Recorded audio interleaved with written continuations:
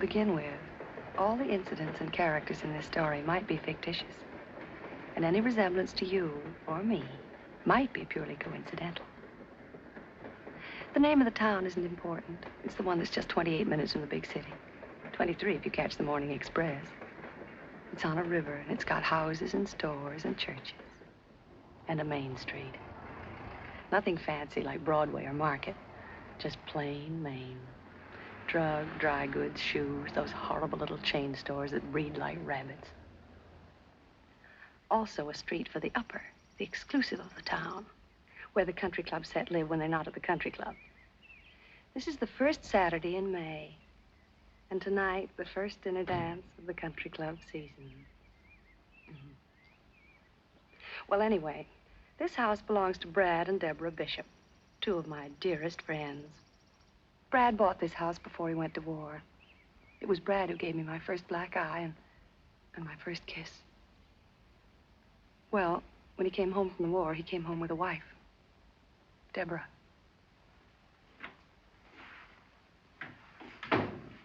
Tomasino said to tell you he found room for your briefcase in the bag. Good for Tomasino. Why'd you have him pack a bag? Because I know these Saturday conferences. A bit like Saturday poker games. Don't plan on doing anything Sunday. Strange you're not letting me know when you plan to be away overnight. This is just in case, darling. There's no telling how late it'll be. And I like my own pajamas between me and the sheets in a Turkish bath. You'll phone this afternoon, though, either way, won't you? And leave word, even if I'm not here? Just where might you be when I call if not here? First Saturday in May, remember? Settlement House picnic. That's right, the woman's club thing. Like it? Anything to do with kids, you know that. What are you wearing tonight? I got the one you liked so much in Vogue. But if you're staying in town... What color?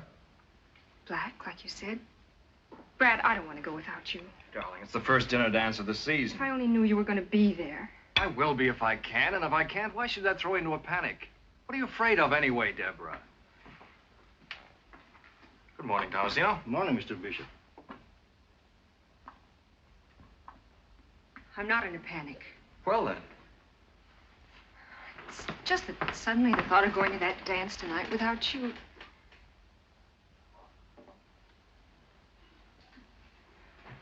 Brad. Hmm? Addie Ross. She used to be sort of your ideal, wasn't she? Now, how did Addie get into this conversation? I never knew you read Vogue. I never thought men bothered much about it. What's Vogue got to do with it? I told you I picked it up on the train coming home one night. Some woman had left it behind. Some woman. Yes, some woman. And I thumbed through it and saw a dress I thought would look very smart on you. What's wrong with that? Nothing, I guess. Nothing at all. I should hope not.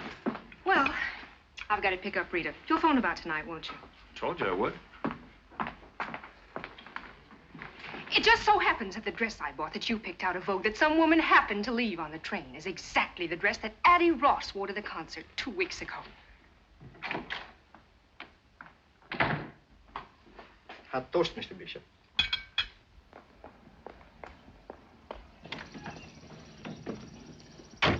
She won't stay mad at him long. She's too much in love. Pretty soon she'll be full of self-reproach. Women are so silly. Now, this is that street where people on the way up and on the way down live alongside each other for a while. Rita and George Phipps are on their way up. That is, if Rita has her way. And that's the only way she'll have any part of, thank you. There she is now, ready and waiting. That's Rita. Hi. You're late. I won't be a minute. Just one last look at the twins, and I've got to give Sadie her check.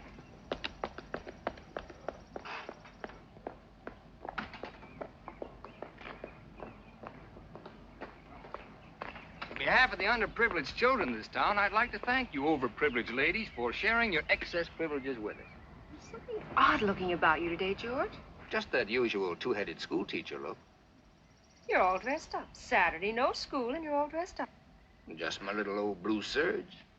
First Saturday of trout season, too. Brad says ever since you were big enough to lift a fish. Listen closely. Can you hear the grateful murmur of the trout as they whisper in the brooks and streams? This is what they whisper. Phipps will not fish today. You're cute. But why? Because I've got something better to do. Have a nice day.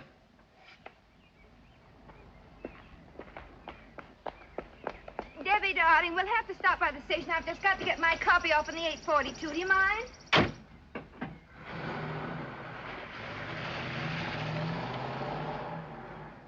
What's George being so mysterious about?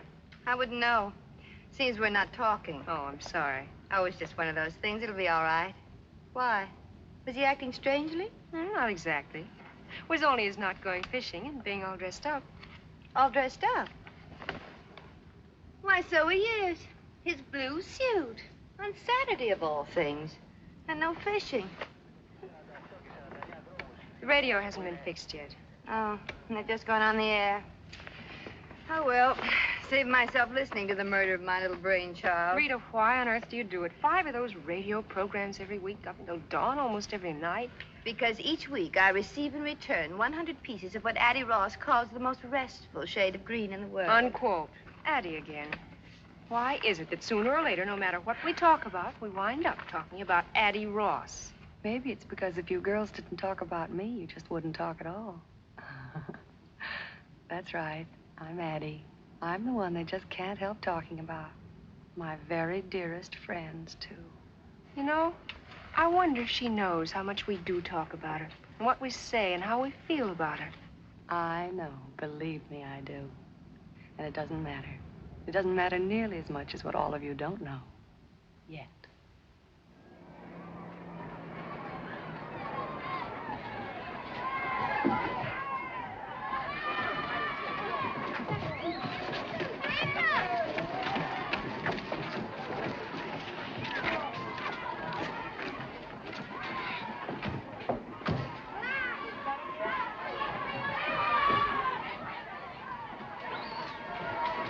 Good morning, Mrs. Hollingsworth. Haven't the others gotten here yet? No, you're the very first, the early bird.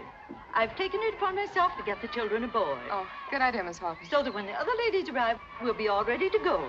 Fine. They'll only get here.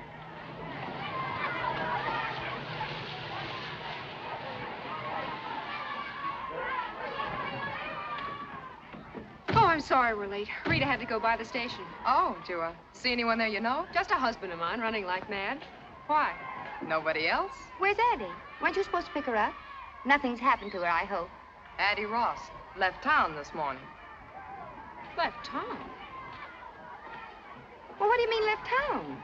She certainly could have told someone, or at least phoned. She's left for good. Well, For it good? must have been something sudden. Some emergency.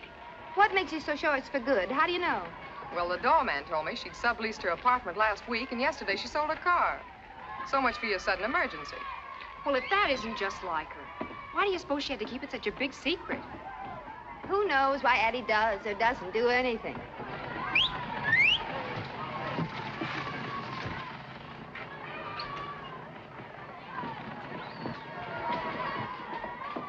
I got a letter for the Mesdames, Bishop, Hollingsway, and Phipps. From the dear departed, I'll bet. Addie's so tactful. She even puts us in alphabetical order. Open it up. No, let's wait. For what? Till we get back. Knowing Addie, I mean, why let her spoil our day? Not my day.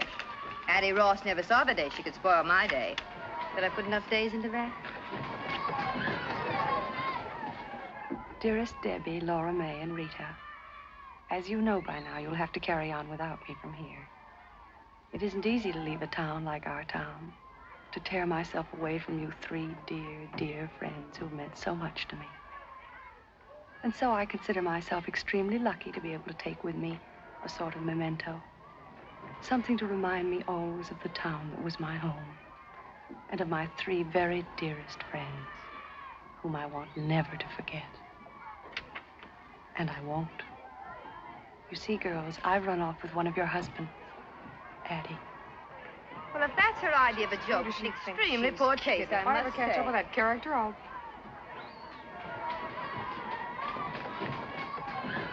Ladies, may I suggest the captain seems to think, well, he's been rude about it.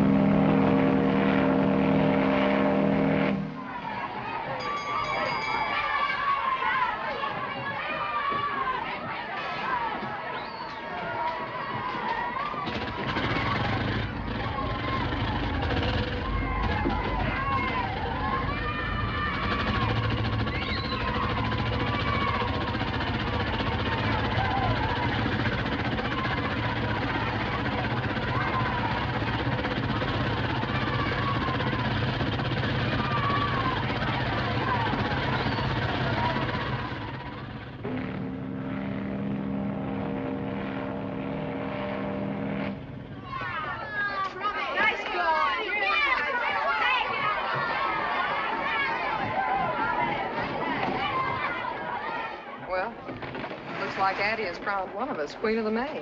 I think it's laughable. Okay, laugh. Ha! Deborah didn't happen to mention why Brad had to go to the city, did she? He hasn't missed a Saturday on that golf course since they got the snow off the greens. All right, kids, get them while they're red hot.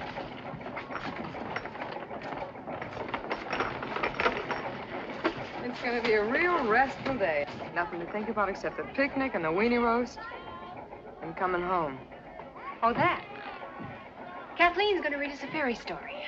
Fairy story. My favorite kind. I grew up on it. Only I wrote my own.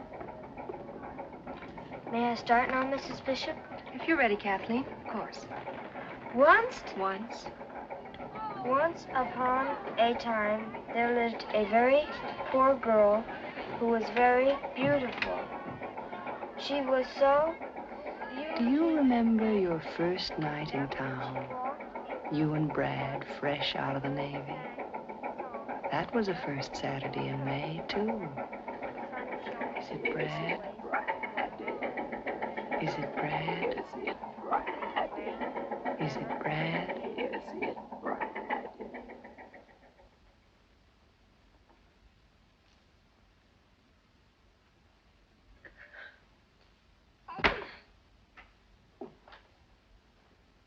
Here now, what's this? Conduct unbecoming an officer and a lady. I'm such an unholy mess. How?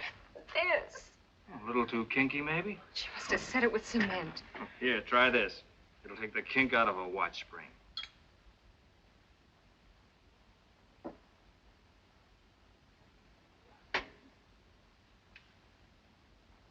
I'm no raving beauty, heaven knows, but I did so want to look my miserable best tonight. The very first time we've gone out together, all dressed up like civilians. And you would be the one man in the world that looks even better out of uniform than in.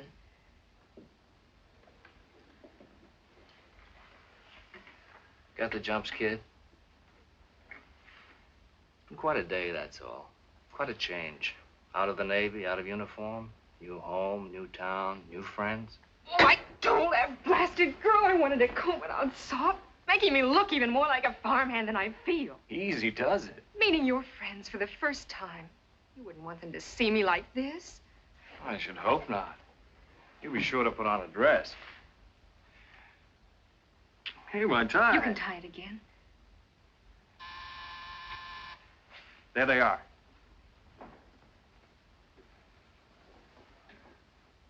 Brad, about my dress, you might not like it.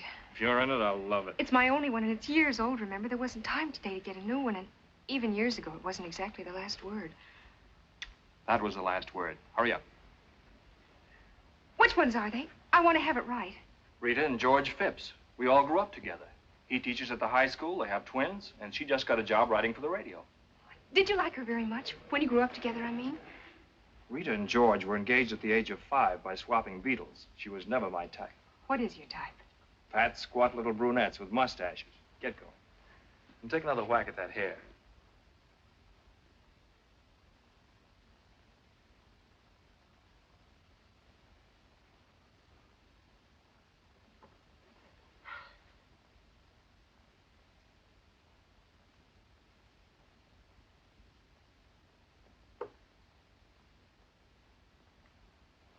The original will be down in person directly. Brad. Hello, Rita. Darling. George. Hello, Brad. You look fine. I feel Good to see you. fine.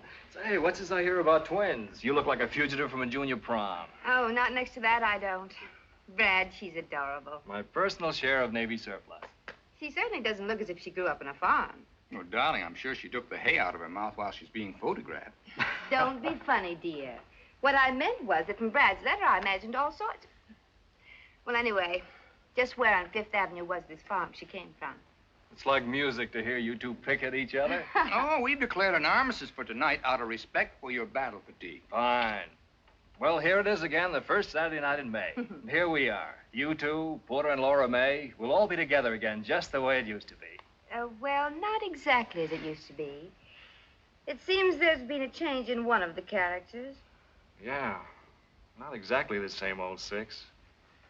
Tell me, how is Addie?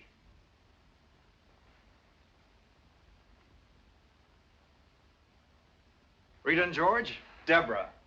Debbie, Rita and George Phipps. They were with me the day I swallowed my first worm, and I hope will be there when I swallow my last. That's the most disgusting introduction I ever heard. Hello, Deborah. Welcome. Thank you. How do you do, Deborah? How do you do? Well, the occasion calls for a drink. A quick one, because we're late. We've been admiring your photograph. Yeah, it's a very flattering one. Maybe it's the uniform. Yeah, for some reason or other, I always seem to be wearing a full beard in photographs. You know, even in snapshots as a child. Give me a hand, George. Excuse me.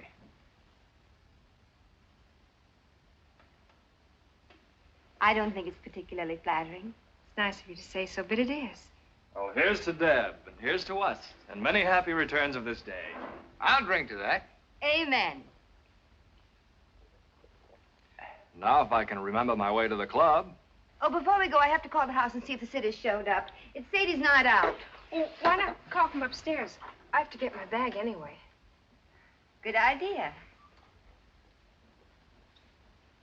Now, don't make a tribal ceremony out of it, girls. We're late now. George and I'll get the car and wait outside. Remember, we'll be waiting outside. Ready, George?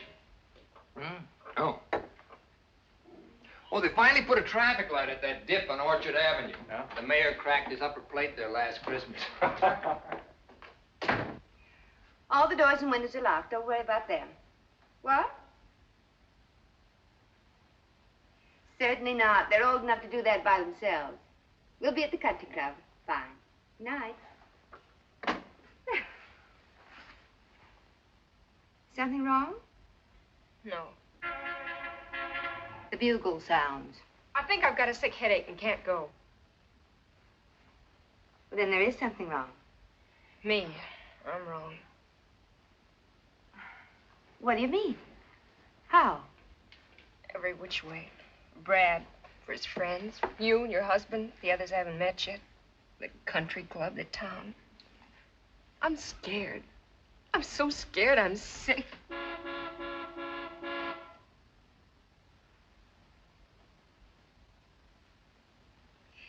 Isn't there a night baseball game or something you children can listen to on the radio? What's going on up there? I'm having a little slip trouble. Oh, hurry it up. Uh-huh.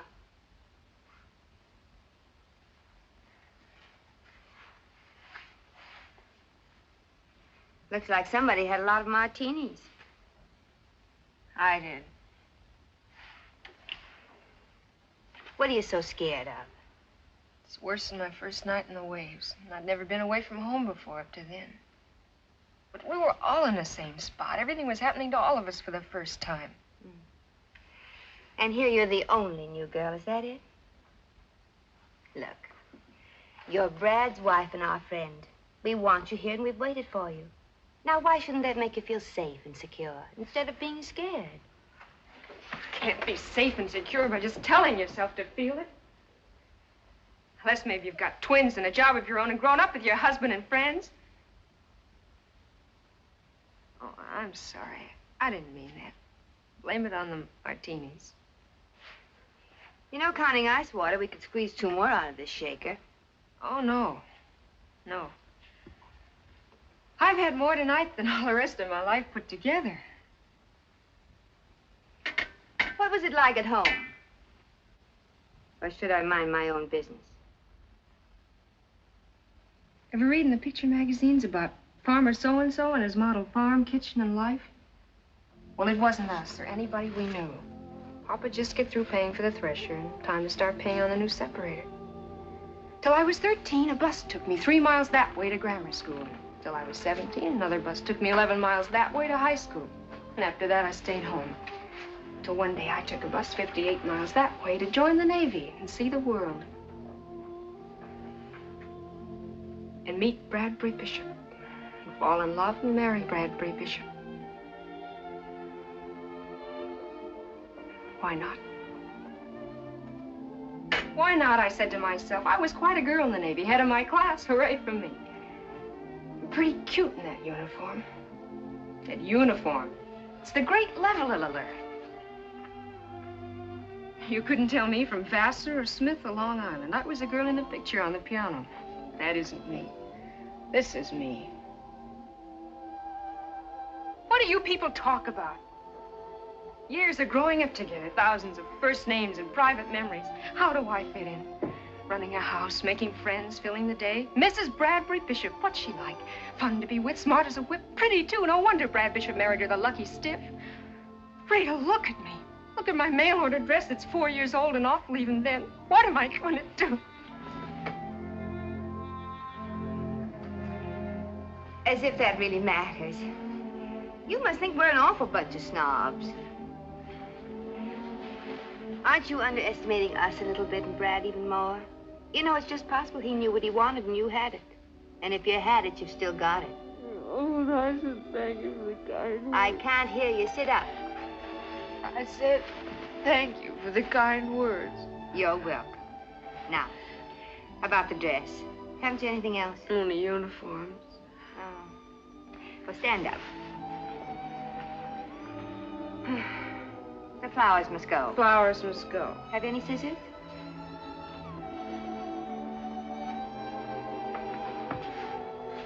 Scissors? Oh. I'll get the ones in the sleeves. You tackle the big one on the middle. Careful now. Careful now.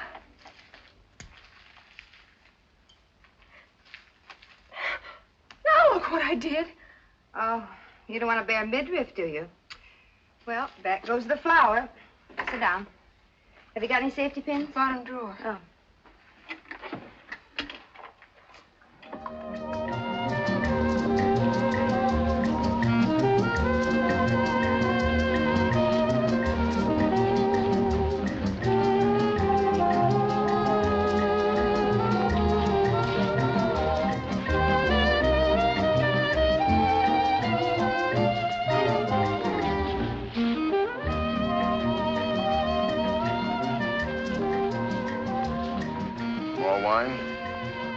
Thank you, no.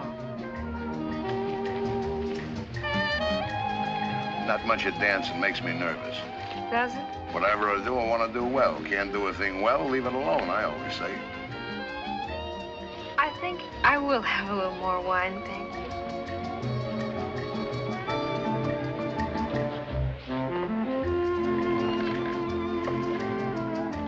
Thank you very much. Especially the rumba. Gotta have Spanish blood or something, like my wife.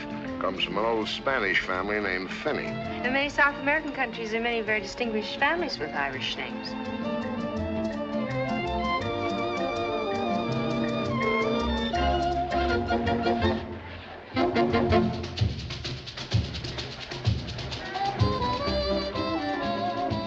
Laura May looks good with Brad, looks like class. But it's him, not her. Was she dancing with a tramp, she'd look like a tramp. Got no class of her own. I like class. You like class? Oh, very much. You hit the jackpot. Brad Bishop, class plus money. Yes, sir, the jackpot, and you hit it. Count them on the fingers of one hand in this town. Throw away some fingers, even. There's Brad, and who else? Yeah, there's Addie. Addie? Addie who? Ross. Addie Ross. Funny, people always figured Brad and Addie would... Brad and Addie what? The samba can be danced properly only on the side of a hill on ice. Alibi. He was afraid of getting wrinkles in his new suit. Oh, my first new party dress in years. Thanks to my dear wife and her millions of listeners, including the armed forces overseas. Shall we drink to them all? One by one.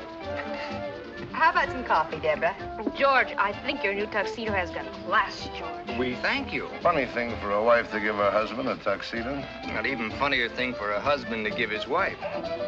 Come on, Deborah, while the coffee's nice and You're hot. so funny, George. Still don't think a woman ought to buy clothes for a man. I think it's about time they start. Contrary to nature. Oh, tell us about nature, Porter.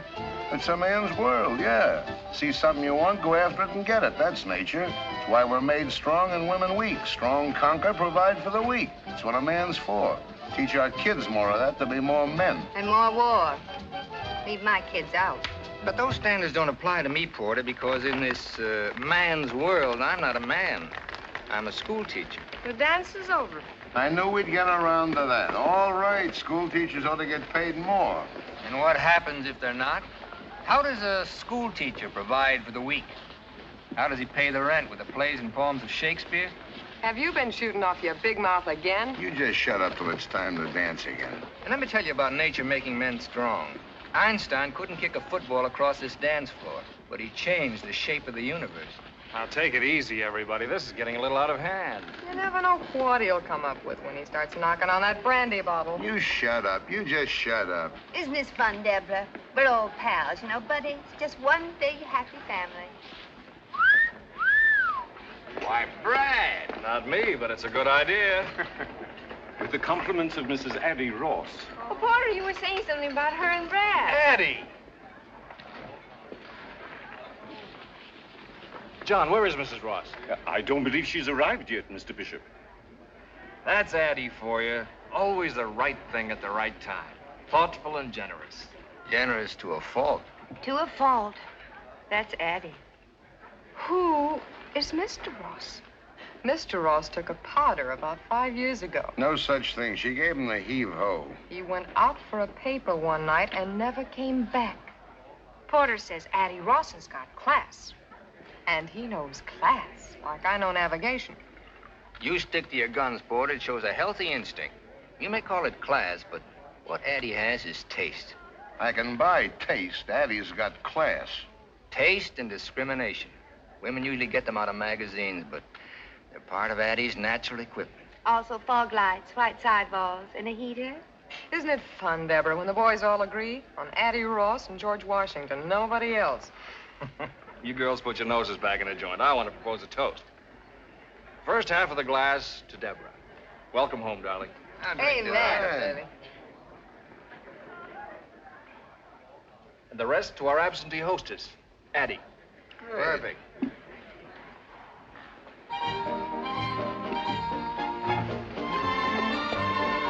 Let's show him a flash of old Vienna. But, darling, if you don't mind. Before the floor gets crowded. I don't think I should. Oh.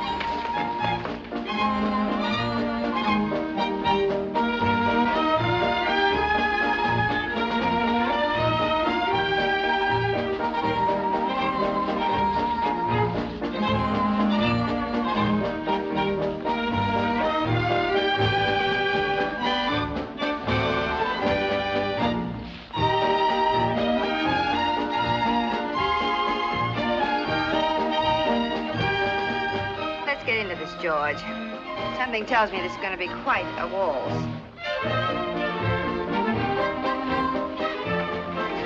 Brad. Having fun? Brad, listen. Hold on, baby.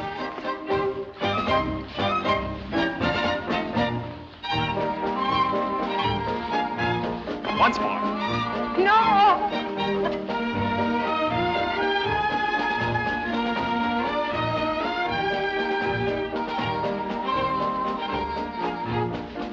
Deborah, what on earth have you done to yourself? Brad, let me handle this. Pardon my fingers.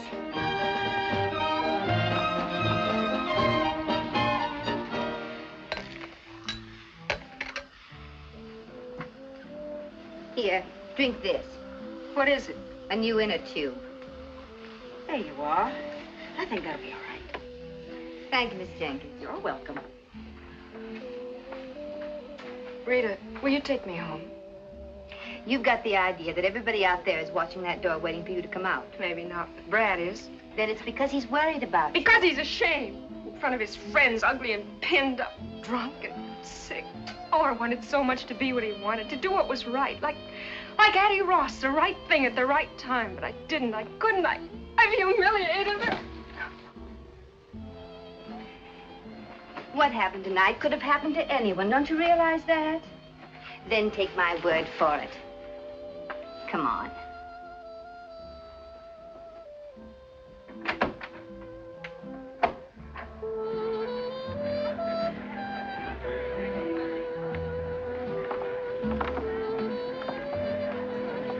But there's Brad. Well. I see Addie got here after all. Is it Brad? Is it Brad? Is it Brad? Is it Brad? Is it Brad? Is it Brad?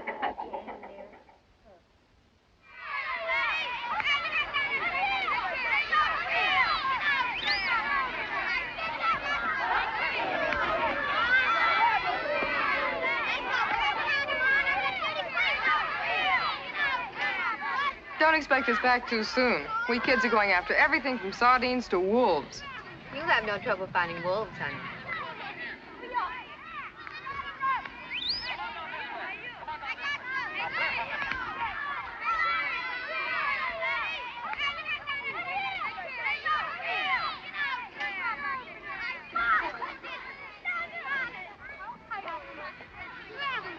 Almost lunchtime? I've called a recess. When your own fingers begin to look like frankfurters, it's time for a slight rest. I suppose it's occurred to you that Laura May's kept herself as busy as a bird dog ever since we got here. The very thought of a hike wears me out. Maybe she just doesn't want to sit still. If you sit still, you can't help thinking, can you? Depends on what you think about. Well, for instance, why your husband should suddenly decide to go to the city on a Saturday morning. You mean Brad? No, I meant Porter. He was at the station this morning. Nearly knocked me down when I was mailing my copy. Funny Laura May doesn't seem to know about it. Why should you think I meant Brad? Maybe because it might keep you from wondering why George dressed up on Saturday with no school. You're being a little too touchy about a perfectly inoffensive remark, it seems to me. Let's stop this sudden bickering. We're beginning to behave like some movie about a woman's prison. Not a bad comparison at that. Cigarette? Thanks.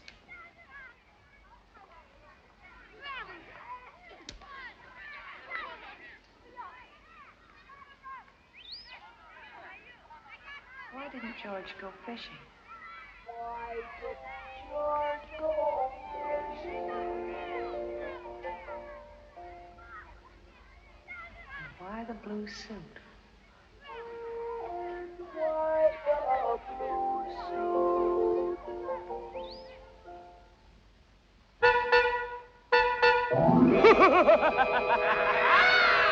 He's crazy! Buy your car from Crazy Eddie. Pay when you get good and ready. Nothing down, drive as you pay. Buy your car the Crazy Eddie way. Sadie, doesn't that noise drive you insane? Restful, ain't it? There, that's better. Well, the twins are fed and ready to be put away. Now, if George would only show up, how many canopies are you making? 2 dozen, and the way I figure it, 6 healthy people ought to be able to eat 200 or 300. They're just appetizers, Sadie. And let's get a couple of things straight. First, when you announced dinner... I know, I'm not supposed to say soup's on. How did I tell you? I forgot. Dinner is served. Dinner is served. And you're not to say it as though the food were poisoned. All this fancy schmancy because 2 people from the city are going to eat here. Mrs. Manley's a very important person. She has charge of a great many radio programs, including the one I write. You know what I like about your program. Even when I'm running the vacuum, I can understand it. Thank you so much. Now, the second thing. Does the new uniform fit? It's kind of corny. Wear it. Only one thing, the cap is out. Makes me look like a lamb chop with pants on. Oh, Sadie. The cap is out. Sadie, please, just this once. Okay. Oh. Hello? Oh, hello, Mrs. Manley. No, not at all. I was just rereading the script for Monday. No, off! What's that, Mrs. Manley? Yes, it's a good connection. About the script. Oh. Well, I'll just have to make the revisions tonight, that's all. What? Oh, no, Mrs. Manley, you've just got to come. I've looked forward so to your meeting George in line with that matter we discussed. You remember, Mrs. Manley? Yes, that's right. He'll be just perfect for it, you'll see. No, don't worry about that. I always work best late at night anyway. Yes. 7:30, that'll be fine. And you can tell me about the changes when you get here. Fine. Goodbye, Mrs. Manley. There's George. Changes. When am I supposed to sleep? What's Mr. Phipps gonna be so perfect for on the radio? Nothing. And you keep quiet about it. I will. Only he won't. Good evening, one and all. Hello, George. How now? Why the look of doom? Oh.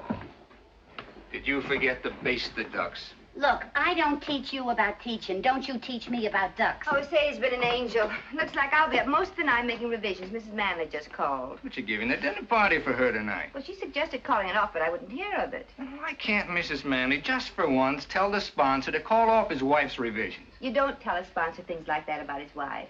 George, you just don't understand. No, I suppose not. Well, it may not make your bad news any better, but I got good news. Have you, darling? Oh, George, 10 of 7. We've got to get dressed. Don't you want to hear my good news? Of course I do, darling. Did you get the liquor and cigarettes? Right here. Oh, now, you check the cigarette boxes while I put the liquor away. Why does everything have to be full when guests arrive? Full cigarette boxes, candy dishes, fresh cakes of soap. Aren't we supposed to eat, smoke, or wash when we're alone? Where's the scotch? I didn't buy any. Why not? Too expensive. Bourbon's a better drink anyway. But the Manleys are a cinch to want scotch.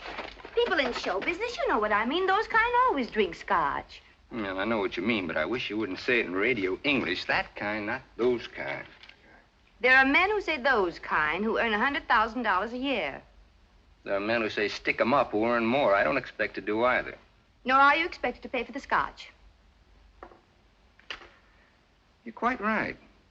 Funny how it slips my mind that in certain respects, I'm only the titular head of this house. Oh, don't be silly, darling.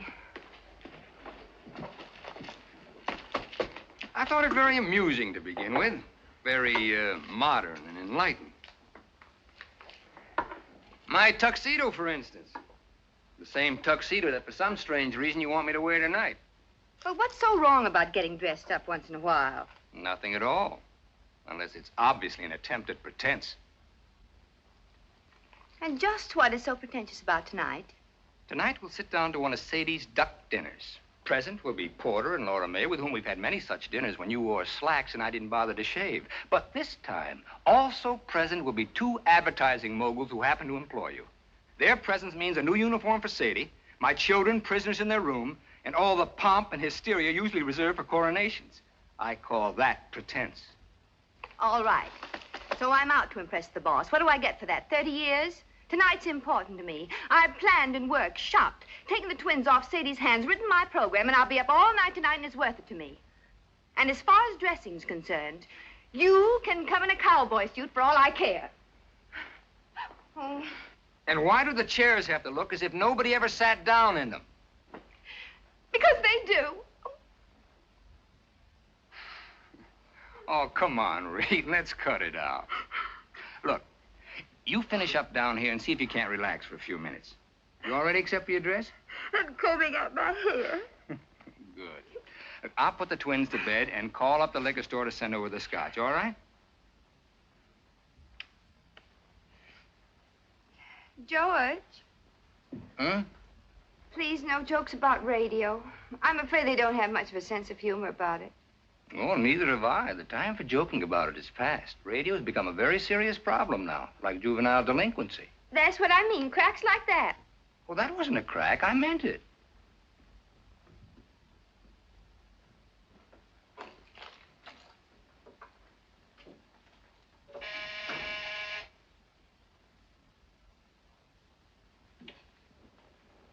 George! George! Sadie, don't open the door. It might be the guests. It can't be. It's only 7. But if it is, they mustn't see you like that. If they're that early, they deserve what they get. Well, wait a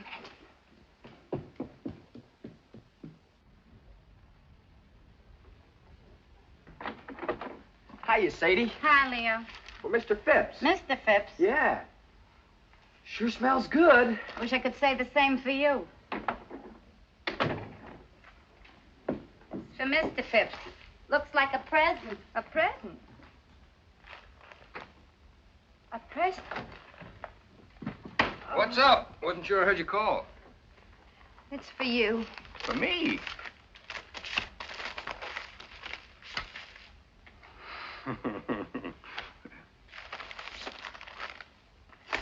For George on his birthday. If music be the food of love, play on. Eddie. Well, I'll be... The Brahms. The concerto in B flat. Oh, it's a recording made in Vienna before the war. But how'd she find it? George. Hmm? It's your birthday today. I know. I just plumb forgot. Well, don't worry about it. I'm not much for birthdays. Yes, you are. You're very much for birthdays. Well, this time you had a lot on your mind. Even so. Happy birthday, George. Happy birthday, George. What a memory that girl's got. Almost a year since we talked about it. I'm going to play for the Twins right now.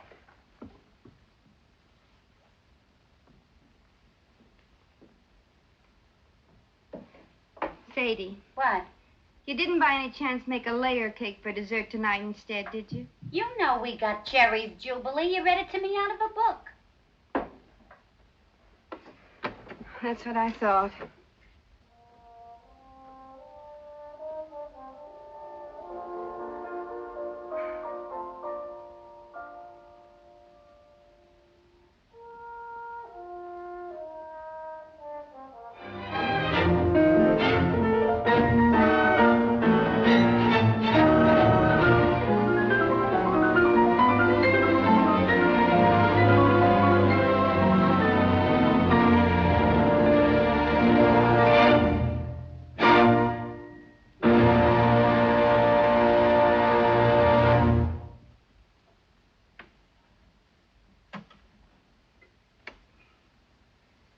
Sometimes I don't think we appreciate the miracle of the phonograph. The privilege of having men of genius perform for us at our command. What kind of a set is that? Oh, it's no particular make, Mrs. Manley. One of my students put that together for me. If I were you, I'd stick to the established trademarks, a pure tone, say, or a sonobel. Pure tone, sonobel. I thought that sounded all right. Didn't you, Porter? Mine plays 24 records, different sizes. Mix them up any way you like. Radio gets china, clear as a bell, also television. Except there's no television to get. We're too far away. Only television set in town. Like playing tennis without a ball. What do you want me to do about it? Build you a personal broadcasting station? You don't need a station. Just yell a little louder. Mrs. Manley, are you sure I can't get you a drink? A cocktail, maybe, or scotch? Never touch it. Alcohol, that is, in any form. Oh. Mr. Manley? He doesn't either. Well, coming from show business, you might say, I always imagined those kind took a nip now and then. Wouldn't be keeping faith with our clients. Most respected trademarks in the American home. Well, I think I'll have one more. Porter? I've often wondered, Porter, why you haven't considered radio advertising. Mr. Hollingsway has a chain of 7 department stores all over the state. I know all about it. 23% by volume over last year, 138% over 1939. Where'd you get those figures? They're a matter of public record, Mr. Hollingsway. Yours is too big a light to be hid under a bushel. George, would you fix me a small Roma salsa? You're a potential giant, Mr. Hollingsway. Not too small. Doing all right. I said a potential giant. Potential. Something tells me I'm going to have a giant around the house. Got this whole state sewed up tight. But there are 47 other states, Porter. Crackerjack point. Now, you take the 3 states adjoining this one. If I can put you, Porter Hollingsway, into millions of those homes for 1/2 hour each week. He doesn't spend that much time in his own home.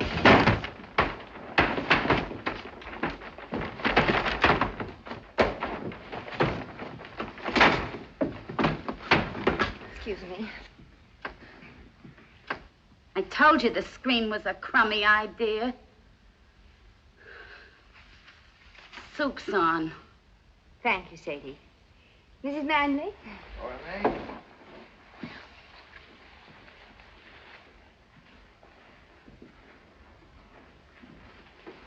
Say, Dugan, what are you supposed to be, Baby Snooks?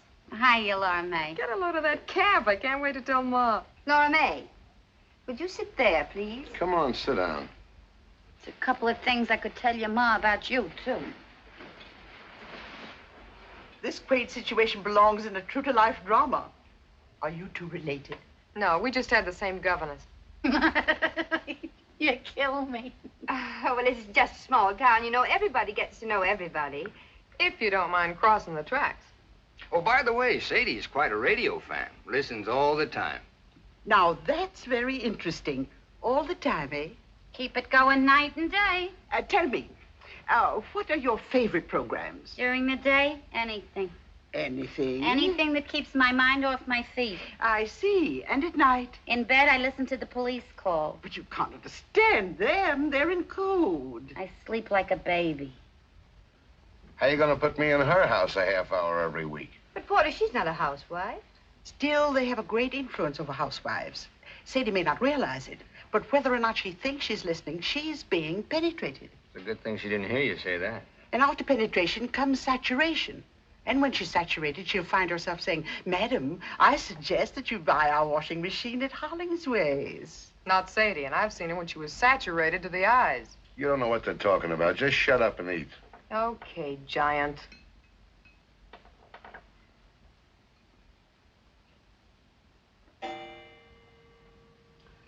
It's 8:30. I can't miss Brenda. Excuse me, please. Where is she? Radio. Confessions of Brenda Brown. One of ours. Wait a minute. Here, you better let me do that for you. I've got to tell Sadie to hold the ducks. Sorry to eat and run like this. So sorry. I won't say it doesn't matter because it does. Euclid Street, Wilkes-Barre, Pennsylvania. She writes, "What a thrill it was to hear my little girl say, Mother, it's such fun to have you read to us now that you use baby breath. so be sure you don't offend. Be double sure with baby breath." Oh, we missed most of the commercial. Shucks, and that's the best part, too. Just thought I'd eat the soup while it's hot. George, how'd that happen? Baby breath brings you the confessions of Brenda Brown. Who was the mysterious Central American with a gay smile and the black pearl ring? Promised a scoop by her Gruff City editor, Brenda Brown, girl reporter for the Star, has accepted the senor's invitation to dine and dance at a swank penthouse rendezvous. It was most kind of Senorita to dine and dance with me tonight. It was kind of you to ask me, Signor Montevideo. Please, call me Armando. If you like, Armando. Gracias. That's Spanish for thank you. Gracias. Lord Bruce, I'm proud and flattered. What small-town American girl would not be at a proposal of marriage from a gentleman as distinguished as you? But I must decline with thanks. You decline? I don't understand. We have Lady Bruce to consider. Invalid though she is, and though you've been married in name only for many years, she is your wife in sickness as she was in health, and must not be cast aside. I see. Besides, I am a registered nurse. It is my chosen profession, my duty, and much as my personal feelings from time to time. You and I, my dear Lord Bruce, must remain just another case. Another case in the notebook of Linda Gray, registered nurse. Listen next week for another chapter in this amazing human document. Linda Gray is brought to you by Protecto, product of the Duro Enamel Company. Remember, one thin coat of Protecto after bathing guarantees... This is the Allied Broadcasting Company. Enough? Might as well turn it off. There's nothing but music from now on. My, that was fun. 2 whole hours. Linda ran over almost a minute. The 3rd time in a month. 3 minutes gone. 1 full commercial. Gone for good. Well, some more coffee, anybody? George? Some more coffee, anybody? I just asked everybody, dear. Well, time to go home. George. Already? Seems as if you just got here. Come on, Giant. Back to the beanstalk. Get your coat. I'm ready. Been such a lovely evening, my dear. Pleasant company. The duck was fine. But of course, eating out here off your lap is gypsy fashion. The time just flew by. Tempo fugit. Right, Professor? Almost. And our little hostess has her work to do. Oh, it's not so much.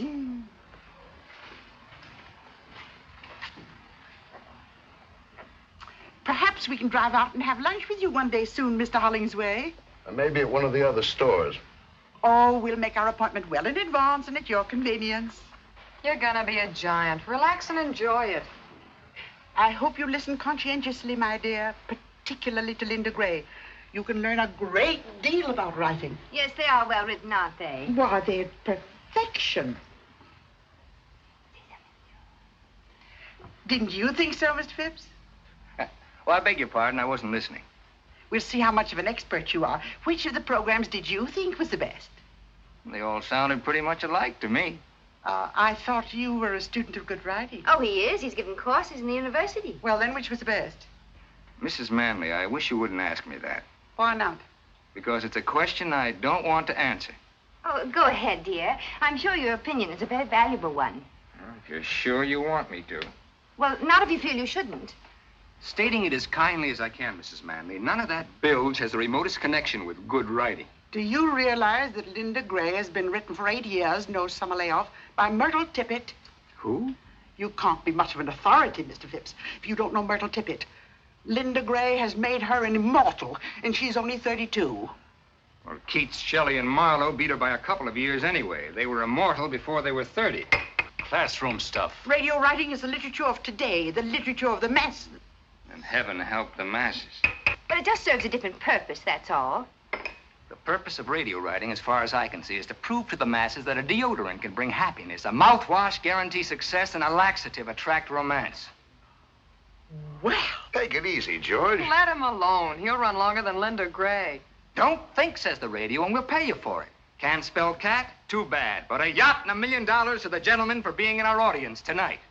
Worry, says the radio. Will your best friends not tell you? Will you lose your teeth? Will your cigarettes give you cancer? Will your body function after you're 35? If you don't use our product, you lose your husband, your job, and die. Use our product and we'll make you rich. We'll make you famous. That's just about enough, George. Don't let it upset you, my dear. Don't you feel badly? Bad, not badly. You feel badly this way. I have more confidence than ever in your understanding of domestic problems. Look, I got my coat on and I catch cold easy. Easily, not easy. We're leaving now, Mr. Hollingsway. Good night again, my dear. Good night. And of course you understand that under the circumstances, your little project is quite impossible. Of course. Good night, Mr. Phipps. Good night. Good night, Rita. Good So night, long, Paul. George. Good night, kids. Good night, Lovery. That little project of yours turned out to be quite impossible.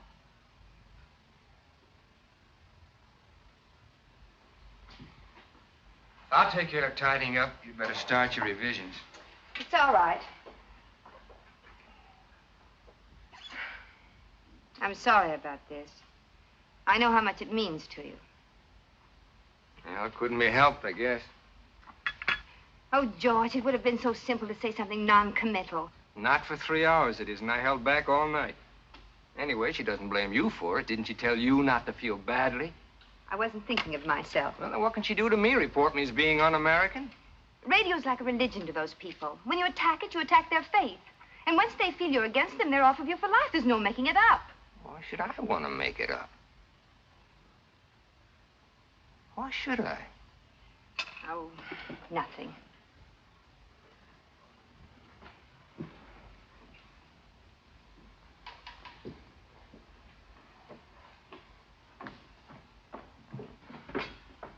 You know, this is getting to be like a good mystery story where you think you got the murder picked out and it turns out to be somebody else. For just a minute, I had your little project tied up with Porter. But now the clues seem to point to me. In some weird, unimaginable way, I was to prove irresistible to Mrs. Manley tonight. I was to impress her and win her favor. Isn't that so? But why? To what purpose? Well, if you must know, their editor is leaving, and I thought you'd be perfect for the job. It pays $175 a week to start.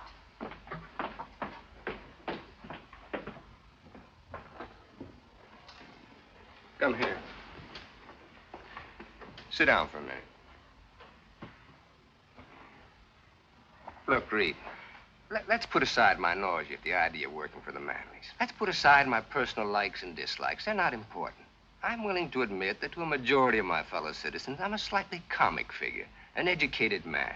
Nobody's asking you not to be. Think of the good you could do. Maybe raise the standard. On commercial radio? What's the phrase? Wait for your laugh? I'm a school teacher. That's even worse than being an intellectual.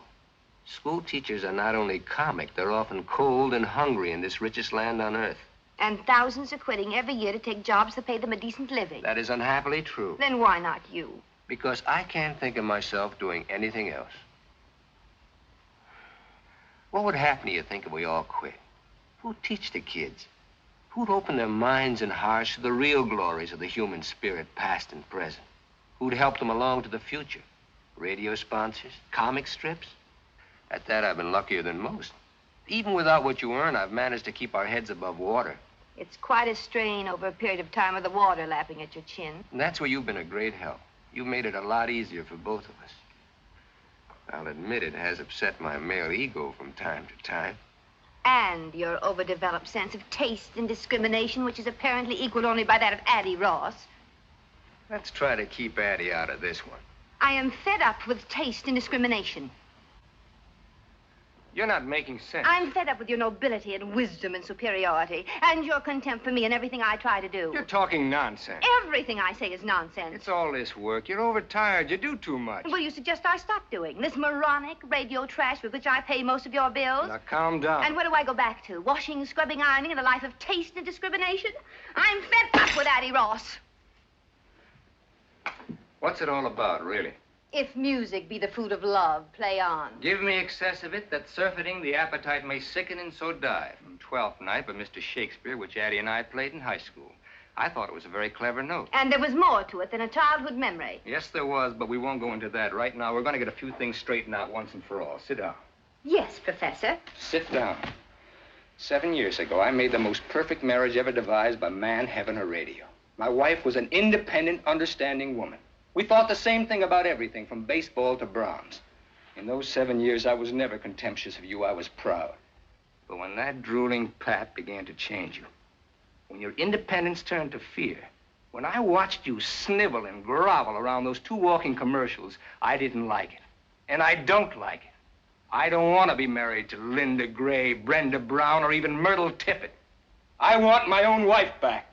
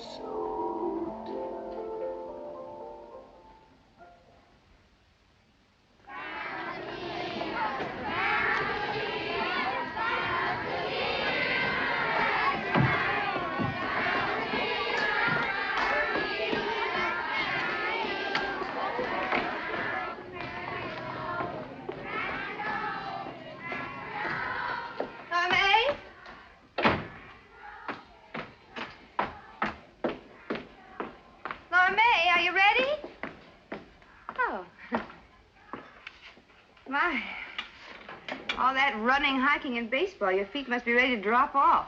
I've covered more ground in Porter's store from the notions counter, just back and forth to the water cooler. How's it feel, Laura May? Porter spreading out on a national scale, going to be a big merchant prince. How's it supposed to feel? No more small towns for Porter. He'll be after the big cities now. He'll be after, what is it he always calls it?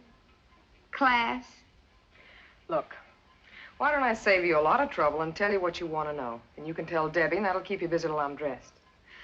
I don't know whether Porter ran off with Addie, but get this, I don't care. I've got everything I want. For instance? Sometime we'll spend a week at the old Fenny mansion down by the tracks, and I'll go into detail. Right now, I better get dressed. You know what? I think you're worried. I think you're just as worried as the rest of us. I've got everything I want.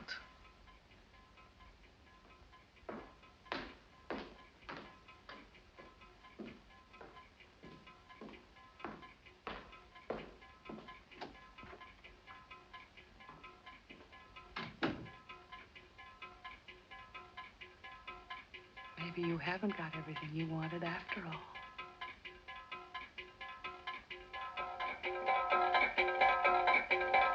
Maybe you haven't got everything that you wanted after all.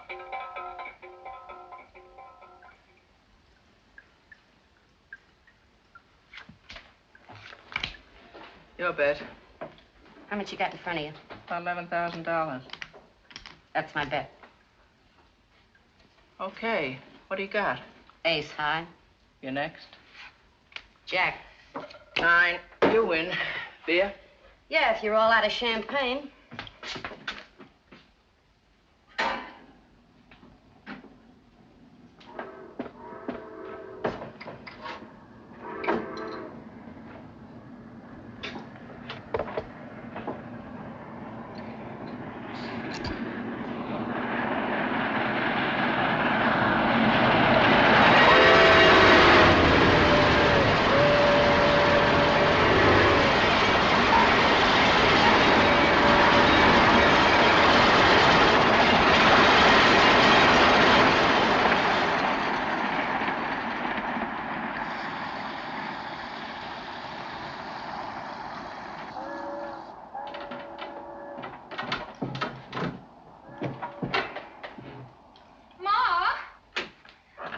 She's going out with Mr. Porter Hollingsway. Does she have to stay in the bathroom for almost an hour? You oughtn't to run around like that. You'll get consumption. Laura May, leave your sister get in the bathroom. After all, I've got a date, too.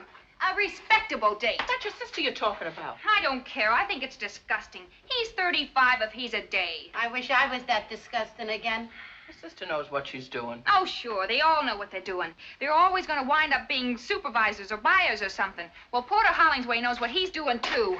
Laura May, didn't you hear what Ma said? And how do you think I feel having my friends talk about my sister? Your sister's a decent girl, like I hope you are. And there's nothing wrong in going out with the boss. It'll bring a couple of bucks into the house. Nothing wrong. No, nothing wrong. Then she'll wind up with a steak dinner, and that's all. Are you looking for another smack? Ma, will you please make her get out? Oh, all right. Laura May. Yes, Mother? You don't own that bathroom, you know. There's other people in this house. But you're such a quiet little thing, dear. One never knows you're about.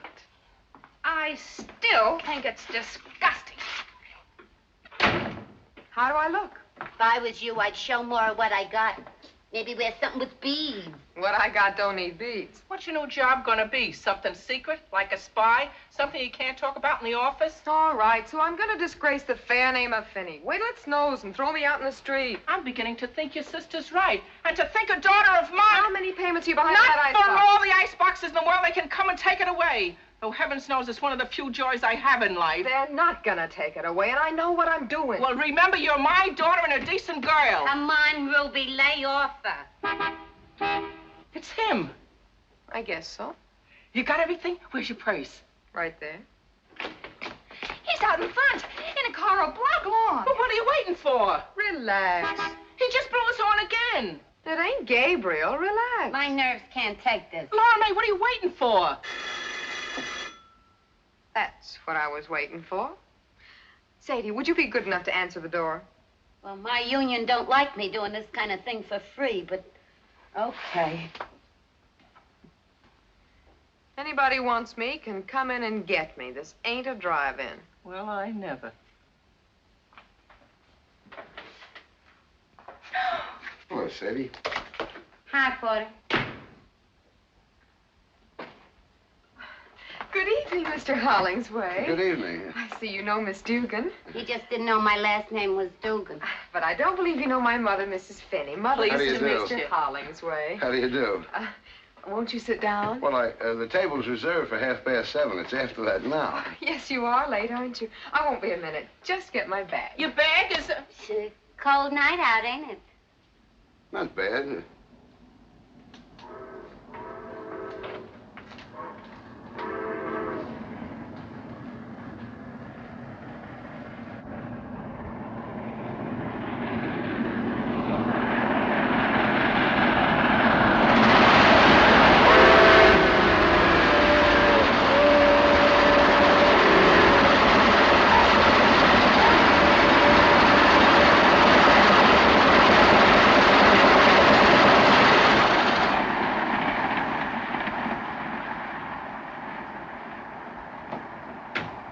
One of mine, right?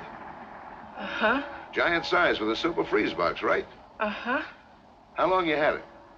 How long they been on the market? A couple of years. Yeah, that was one of the first. Uh-huh.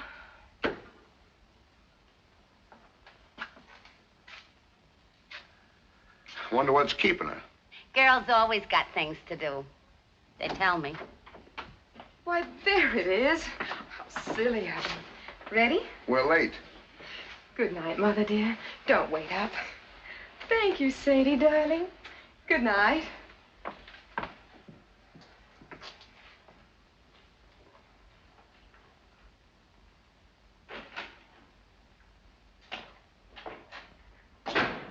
Thank you, Sadie, darling.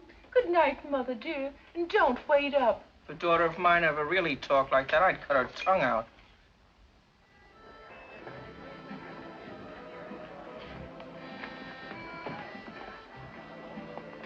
Here you are, Mr. Hollingsway.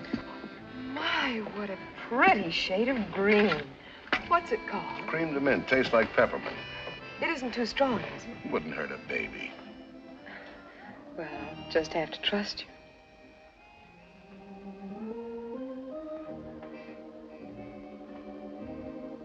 It's good. Oh, my. When I think of all the wonderful things that you know about that I've never even heard of. Got a few years head start. Now, don't you go making yourself out an old man, Mr. Hollingsway. Let's make it porter. Why, the way I look at it, a man isn't really grown up till, say, 35 at the least. Yeah. This is a very nice place. I've heard about it, though, of course, I've never been. I come here all the time. With other young ladies you want to talk to about new duties at the store? Let's not talk business. I thought that's what this dinner was for, Mr. Hollingsway. We'll get around to it. Poor man. I suppose you never get a chance to relax. People always after you for things. What do you do with yourself after working hours, say, nights? I have my family and my friends, of course. Boyfriends? Isn't that getting a little personal? Oh, a girl like you, I'll bet there's plenty. Who's out in front? I don't happen to be one of those girls that talks about her private life, Mr. Hollingsway. And what I do in my private life is my own personal business and nobody else's. How about another drink? Oh, no, really, I don't think Quiet, Porter Hollingsway. Don't get up. Hello, George. Are you here alone? Well, Rita, of course. Funny, we called your house, but you just left. Addie's with us. Addie. It was a last-minute idea. We figured you'd probably have a previous engagement. Whose idea? Addie's? As a matter of fact, now let me think. May I have a cigarette, please? Huh? Oh, here you are. Oh, thank you. Thank you, Mr. Phipps. George Phipps. This is Miss Finney. How do you do? Hello, Miss Finney. Been here long? We just got here. Well, didn't you see Rita and Addie go by? They were a few steps ahead of me. Just now? Well, I'm sure they saw you, but you probably weren't looking their way. Not that I blame you. Say hello on your way out, why don't you? Yeah. Love to. You have such nice friends. He's a school teacher. He hasn't got a dime. Oh. You were saying something about another drink. It's getting stuffy in here. I want some air.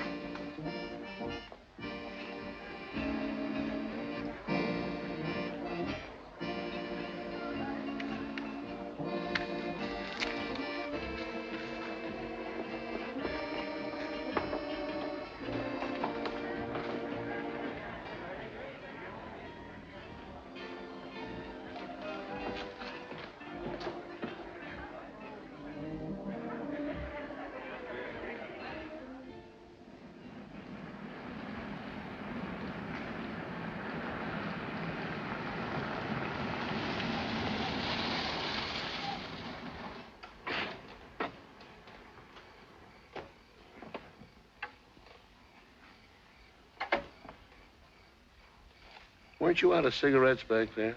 Didn't you ask George for one? Did I? You're smart. Thanks. Plenty smart. We gonna talk about business now? Let's look at the view for a while. Miss Lipke is leaving next week. Yeah, And if Miss Goldberg moves up, you'll need a new assistant supervisor. like flies around honey. You and your boyfriends. Thought we settled that. I want to talk about it some more. What makes you so interested in my boyfriend? What do you think? Which is the ashtray?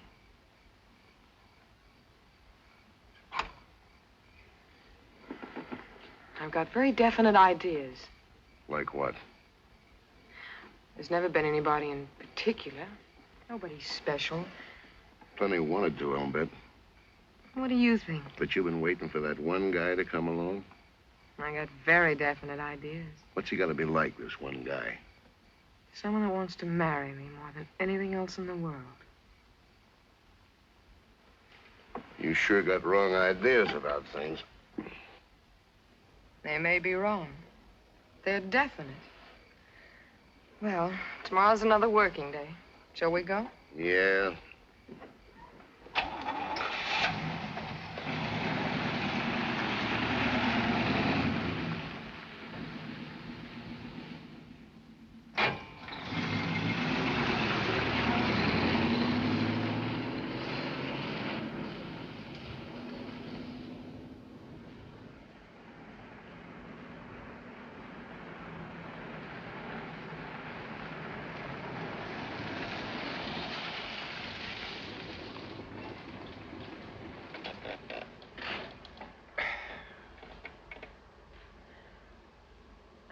Well, home again.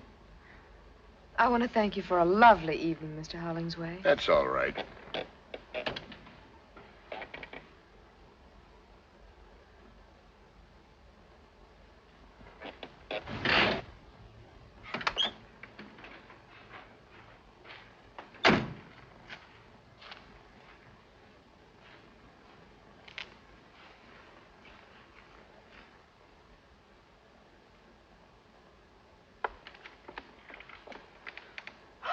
Oh, now look what I've done. My best nylons. Too bad. Oh, must have caught on a nail or something at the restaurant. I hope you don't mind my bringing it up, but could you remember about Miss Lipke leaving and Miss Goldberg moving up? What about tomorrow night? If you'd like. I'd like. 7:30.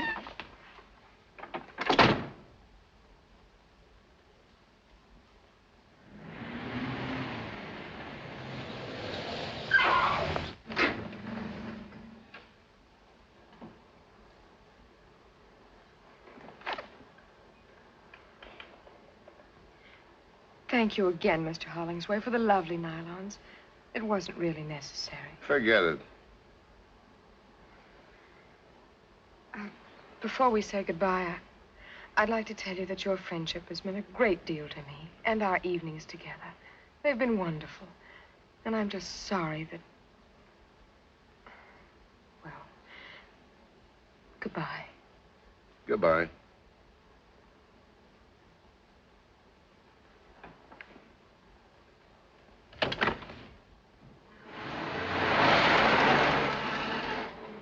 Oh, Mr. Hollingsway! Oh, I'm terribly sorry. How stupid of me. After all my graceful speeches, I forgot my nylons. They're in the back. I know.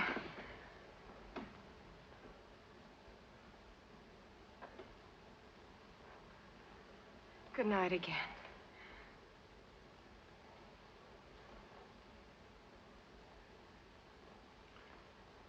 Goodbye, Porter.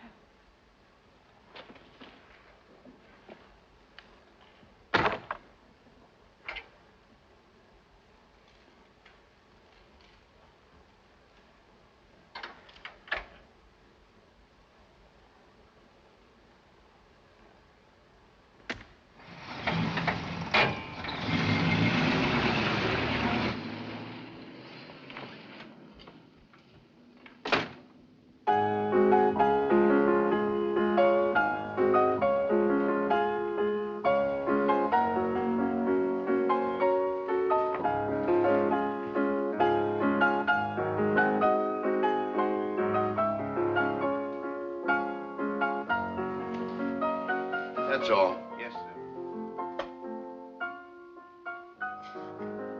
It's gonna be a white Christmas. That song, they tell me it made $1 million for the fellow who wrote it. This is the most beautiful house I've ever seen. It's just everything anybody'd want. You name it, I got it. You were married once, weren't you? See if it's too sweet. Perfect. Is this her picture? My wife, I wouldn't even have her fingerprints in the house. Then who's this? Somebody I know. I bet I can guess. Addie Ross. That's right. So that's what she looks like. You can't tell from that, really. It's only a picture. She's beautiful, all right. She sort of looks like a queen, doesn't she? Like a queen ought to look.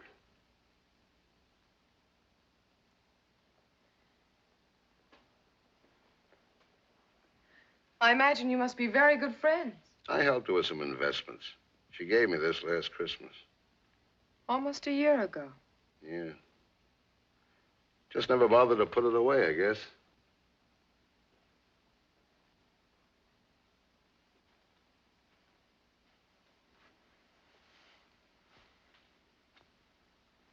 Porter, You know how I feel about you. how?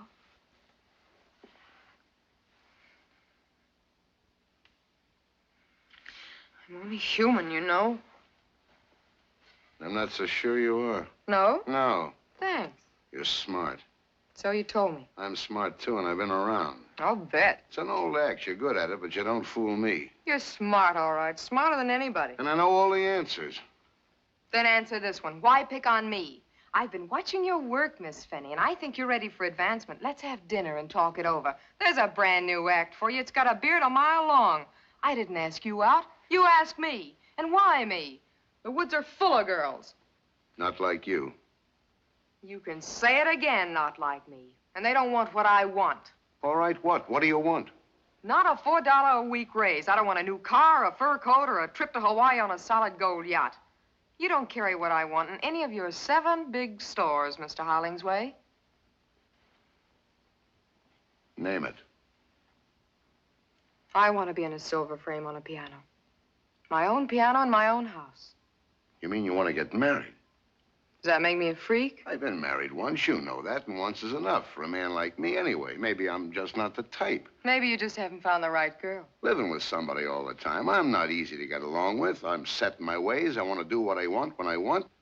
Why, if it was just a question of the right girl, wouldn't any man in the world want to marry you? Not if he thought he could marry Addie Ross. Maybe I don't know all the answers, but I know some of them.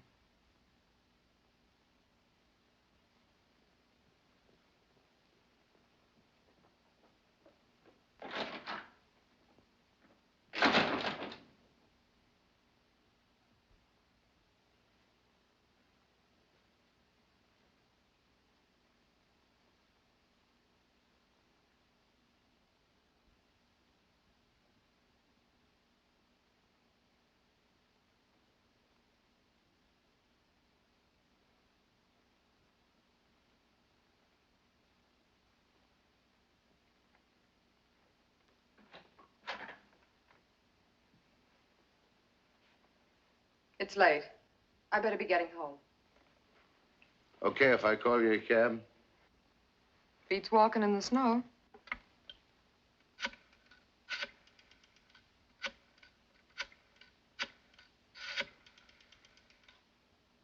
This is Porter Hollingsway. How long before you can get a cab over to my house? Okay, hustle it along. And say, put the charge on my account. Yeah. Be just a minute. Sounds like you keep the cabs pretty busy with this kind of thing. The reason I keep an account is because I do a lot of business with them, store business. Well, don't get mad. You just keep needling me. I'd insist upon paying for that cab myself, but I'm in no spot to be proud. From tomorrow on, I count the pennies. What's tomorrow? The day I start looking for a new job. I'm not going to fire you. I'm gonna quit. What do you want to do that for? That's a silly question, coming from a man who knows all the answers. None of the others quit. Why should I? Is that it? Don't let it worry you, Porter. Maybe it's just a new twist in the same old act. There's the cab. I'll take you to the door. You stay where you are. This time it's goodbye and no kidding. Maybe you're right, Porter. Maybe I'm a fool. But maybe you're the biggest fool in the world.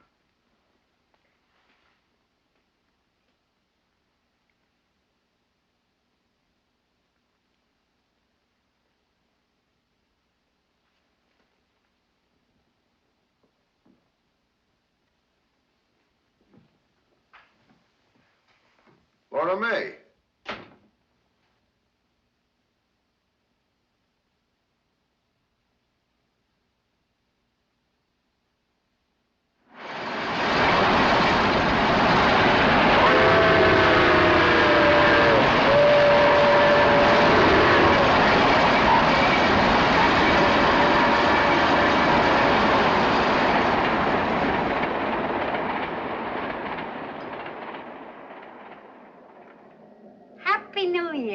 Happy New Year. Will you stand still? Oh, this dress ain't my type at all. For one thing, it's too high in the front. If my best dress ain't good enough for you, you can get out of it right now. Just don't give me that big sacrifice routine. You'd wear it yourself if you had someplace to go. Okay, that does it. Take it off. It was Ma's idea for me to wear it, not yours. It's still my dress, and you got 30 seconds to get out of it. Just because it's New Year's Eve and you haven't even got a You're date. gonna look awful silly running around this kitchen stark naked. Ma! 10 seconds to go. Just because you got Porter Hollingsway mad at you. 5 seconds. Ma! Can't we have some peace in this house even on New Year's Eve? You got it mixed up with Christmas. New Year's Eve is when people go back to killing each other. Which reminds me, I gotta go to work. That's a fine way to see the New Year end, serving up champagne for Mrs. Addie Ross and friends. It beats sitting alone with a glass of stale beer. Forget it, Sadie. I didn't mean it the way it sounded. I know. Tell you what, comes midnight, I'll slip Porter Hollingsway a Mickey. Don't bother. It's a pleasure. Night, kid. Happy New Year, Sadie. Is he going to be at the Addie Ross party? That's what the invite says. She's expecting the pleasure of his company. How do you know? Listen, when they hire Sadie Dugan for a waitress, they submit a guest list. And Laura May could have been there, too. Stop picking on her. Who's picking on her? You and Babe. You stop it and make Babe stop it, too. Of all the time to quit a job just before Christmas with all the bills due and 5 months due on the icebox. Ruby Finney, you gotta make up your mind whether you want your kids happy or your icebox paid up. Oh, not for all the iceboxes in the world. Relax. Have a good time tonight at the bingo party. Gee, I wish you were going to be there. Happy New Year, Ruby. Happy New Year, Sadie.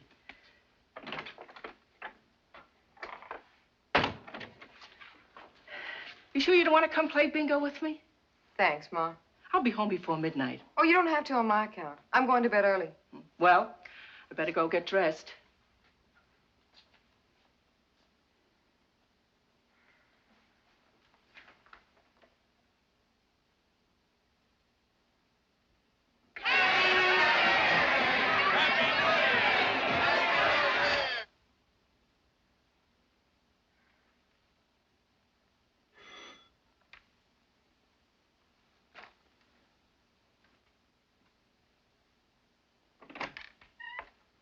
Hi, Laura May. Hi, Nick. Babe ready yet? Unless she's beat her brains out with a powder puff. Sit down. Give me a cigarette, huh? Sure. Hey, how come you ain't dressed up for New Year's Eve? I am. I'm going to a fancy dress ball. Yeah? As what? A queen. A queen? A queen in a silver frame. I don't get it. I'll go see what's keeping Babe.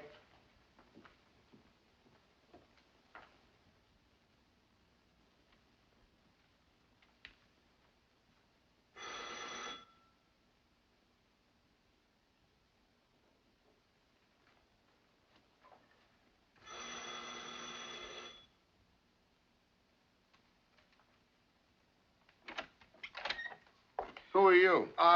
Where's Miss Finney? Well, she'll be out in a minute, Mr. Hollingsway. We met somewheres? Not exactly, Mr. Hollingsway. I work in your shipping room. You waiting for Miss Finney? Yes, sir. What's your name? Nick, Nicholas Butler. We're just good friends, kind of, Miss Finney and me. But I worked in your shipping room 3 years, Mr. Hollingsway. Baboon face. This is my sister, Babe. My real name's Georgiana. Oh, what do you say, Babe?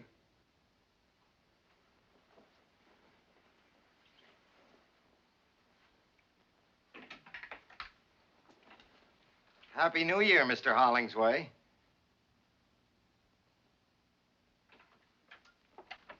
I thought Baboon Face was waiting for you. He used to. I gave him to Babe. He goes with a dress. Have you got another dress? Why? I want to take you to a party. Addie Ross's party? Yeah. Maybe she wouldn't like that. She said she'd be delighted. You must need another waitress. I told her we had a date and not to expect me if you'd made other plans. We haven't got a date, and I haven't made any plans, so why don't you just run along? Will you go someplace else? No. Why not? You know why not. These are for you. Thanks. Put them on. I'm not going anywhere. You wouldn't want to let them die. I'll put them in the icebox. The orchids ain't paid for either.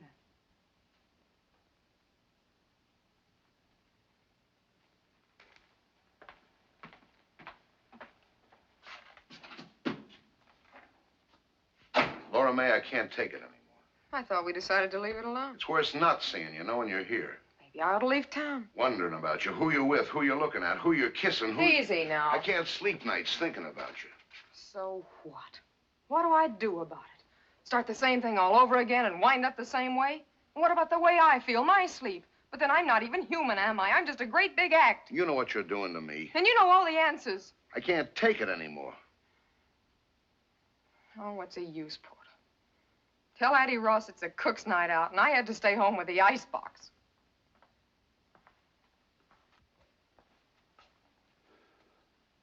Okay. Okay, you win. I'll marry you. How about it?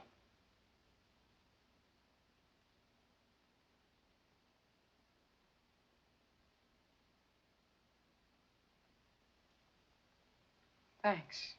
For nothing. Now, what kind of an answer is that? I don't know. Just felt like it, that's all. We'll do all right, kid. We're starting out where it takes most marriages years to get. Out in the open, no jokers. You'll see. You've made a good deal, Laura May. Laura May, honey, if you want me, I'll be over at the Callahans playing. Happy New Year, Ma.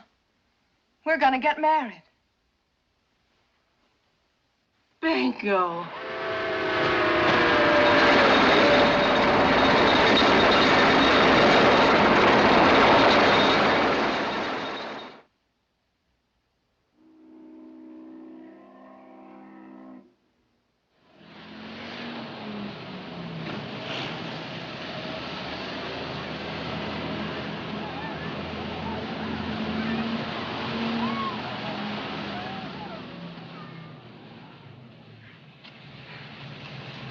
Well, see you tonight at the club.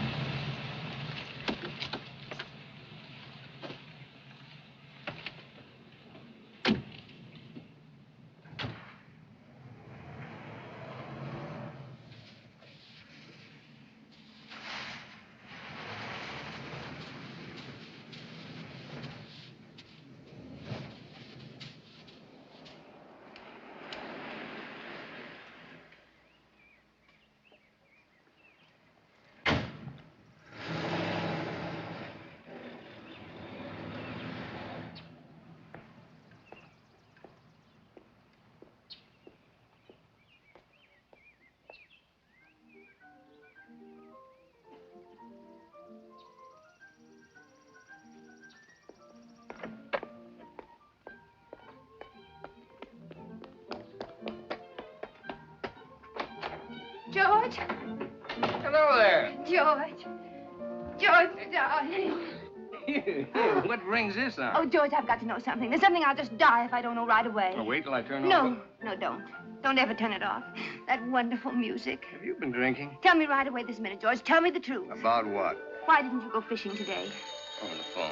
And you never dress up when there's no school. Why the blue suit today? Well, now, there's a little story connected with that. Mrs. Phipps, you want it on the telephone. It's her. Who? Who's this? The one with the husband. Mrs. Manley. Oh, tell her I'm not in. She called you twice this afternoon. Not if you don't want me to. Talk to her. Hello? Hello, Mrs. Manley. Yes, so I hear. I wasn't home. Turn it up. I see. Now, look, Mrs. Manley. That woman doesn't change the cheese her husband manufactures. Why should she change what I write? No, I'm sorry. I said I'm sorry. I will not work tonight. Because, Mrs. Manley, my husband doesn't like me to work on weekends. Yes, he's right here. But he's not twisting my arm. I made up my mind all by myself. No, you'll have the copy Monday. Goodbye, Mrs. Manley. Peace, it's wonderful. Answer my questions. Well, that night, the night of the big wind, I came home with the news. You were preoccupied, so after a couple of tries, I decided to skip it. It was just that the High School Dramatic Society decided to do 12th night and asked me to direct it. The first rehearsal was today, and I thought my blue suit was more appropriate than a pair of wading boots. And Addie knew about it. Which accounts for if music be the food of love, play on. And on and on.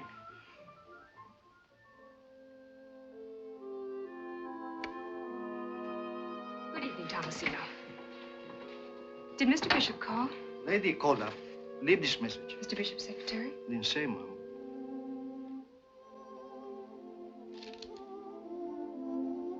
Mr. Bishop called to say he is very sorry. He will not be home tonight.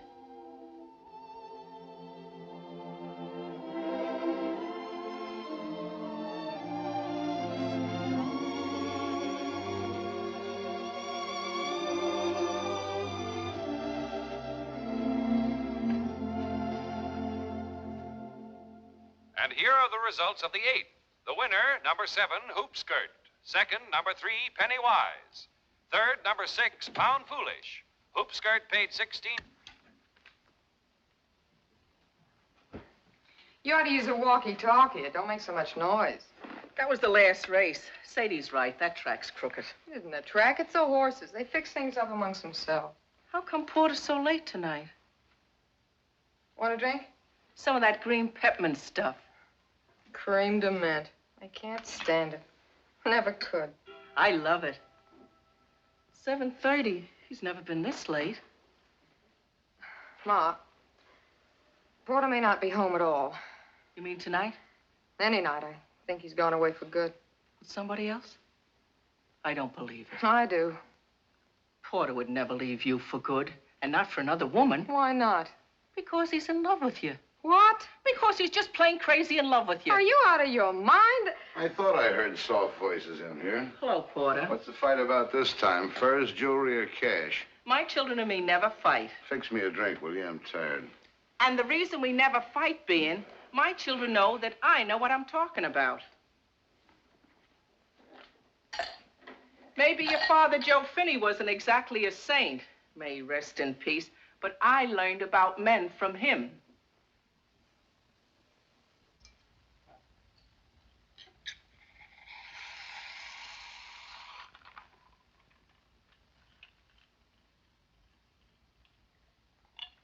Too much soda. No more so than usual.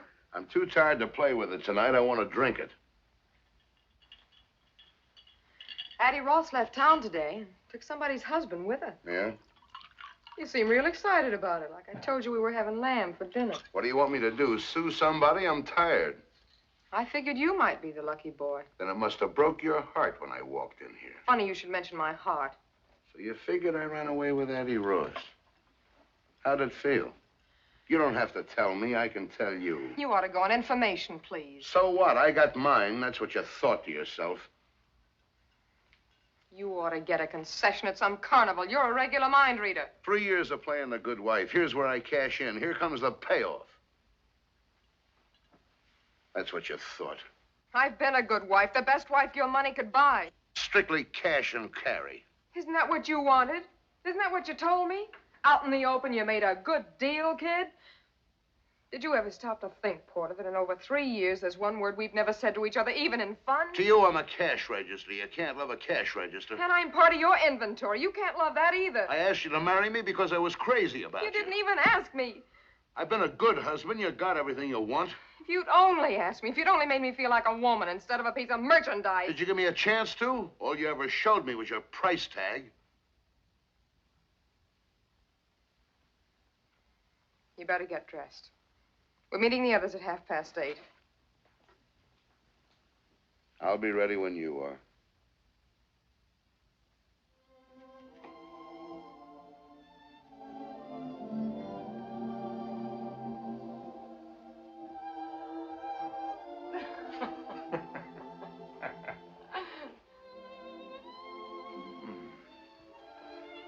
She walks in beauty like the night. Hello, George. Of cloudless climes and starry skies. And all that's good of dark. You're the most dreamy thing I've ever hated at sight. Thanks so much. How are the martinis? Very high and dry. Let me bring you up to date. No, thanks. Not drinking? Not at the moment. So how long a wait do you suppose before Brad comes sliding down the banister? A rough idea. He's not here. What do you mean he's not here? Brad's not here. There was a message when I got home saying he wouldn't be back tonight.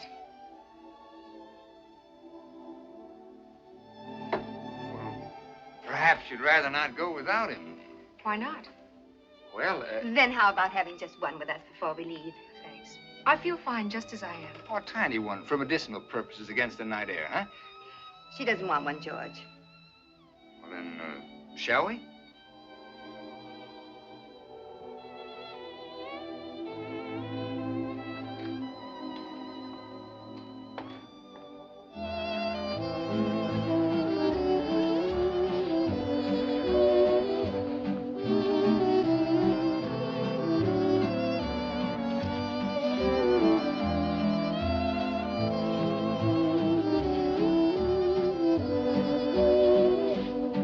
Sure you don't want a drink? Sure. You know who that guy is? A bookie. All the barbershops and saloons in town dancing with my wife. He came over and asked very politely. She'd dance with anybody.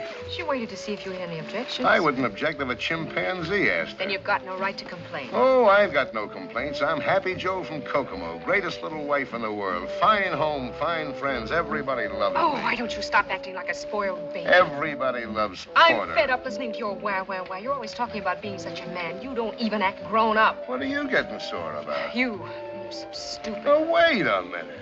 Have you any idea how much Laura May's in love with you? No, how much? So much she's afraid to tell you. Afraid you'd laugh at her. Me laugh? She couldn't say it with a straight face. Laura May in love with me, it's all she can do to wait it out. Wait it out. Yeah, like an annuity till it matures, like a slot machine till it pays off. That's what she's waiting for. A chance to call it off, to collect. The end of the line. Fares, please.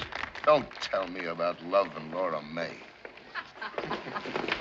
Oh, George.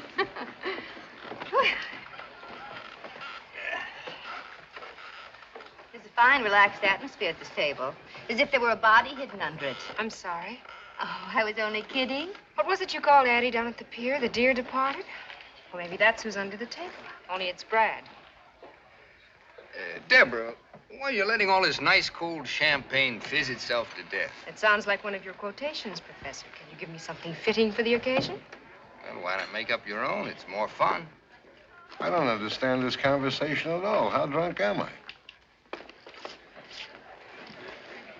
Thank you very much, Mrs. Hollingsworth. Let's do it again sometime. And thank you, Mr. Hollingsworth. Yeah. He seems pleasant enough. Who is he? A business associate of my mother's. He's a bookie. Your mother bets with him.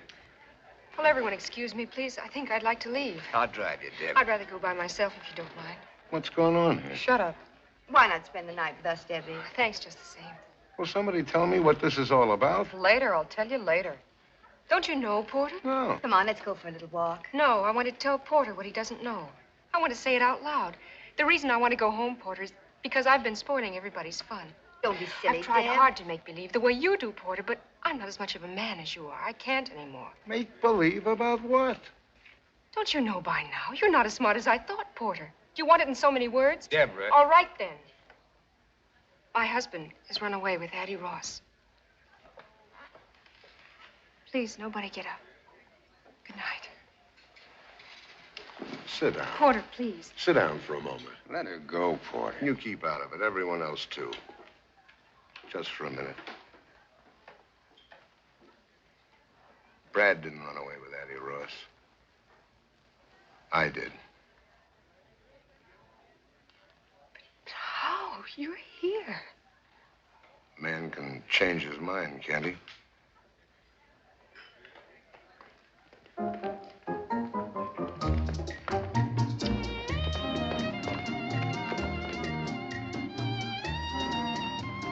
Porter, you're quite a guy. Thanks. She'd have known in the morning anyway. She'll had a tough night. She's just a kid.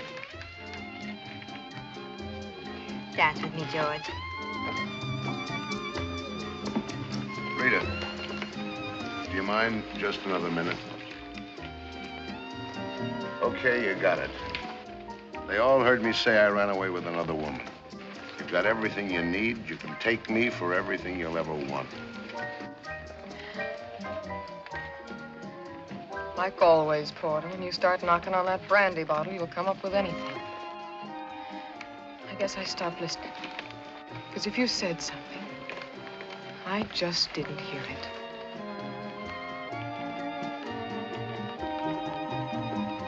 Why don't everybody dance?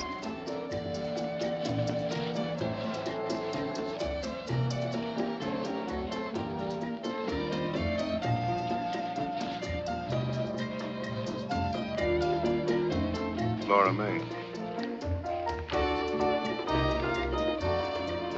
You big gorilla. Let's dance.